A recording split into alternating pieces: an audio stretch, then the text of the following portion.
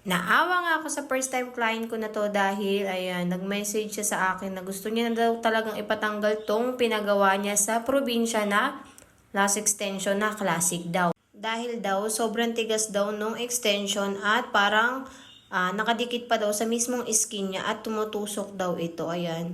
At nakikita nyo naman dyan na hindi talaga siya naka-proper isolation at parang ayan, pinatong-patong lang siya sa mismong natural lashes ng client ko. Ayan, no. At yung iba daw talaga ay binunot niya na yung mga nakadikit sa mismong skin niya. Tinanggal niya na daw talaga dahil irritable na daw siya. At sa part na to ay i-removal muna natin para naman maginhawaan ang client ko na to. So, ayan, i-removal natin siya sa part na to.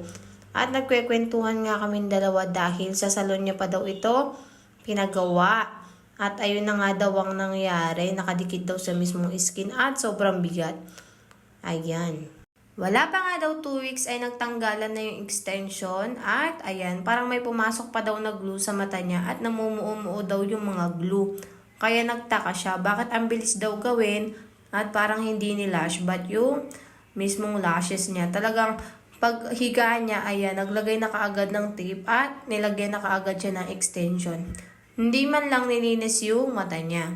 At sa part na to ay binabad ko na siya ng 10 minutes at nagtatanggalan na sila. Ayan. Yung iba, nasama na yung natural lashes ni client.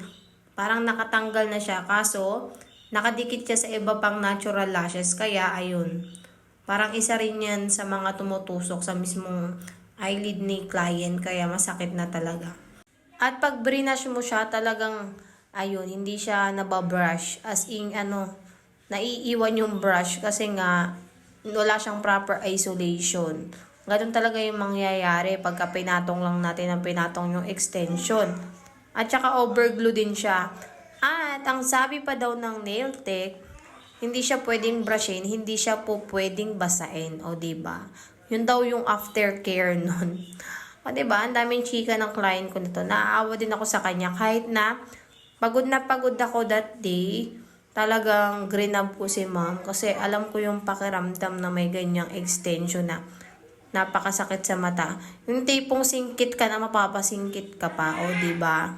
Kaya kung hindi pa natin alam kung paano ba talaga yung paglalagay ng extension, huwag tayong magbida-bida dahil once na nadisgrasya natin yan, hindi na po natin yan maibabalik. Kailangan po talaga makapag-training at mag-practice kung paano ba talaga ang tamang paglalagay ng extension. Wala namang problema kung nakapag-training ka or hindi ka pa nakakapag-training. Basta nasa tamang proseso po tayo at alam natin kung ano yung tamang paglalagay ng extension, 'di ba? Wala naman yan sa certificate eh.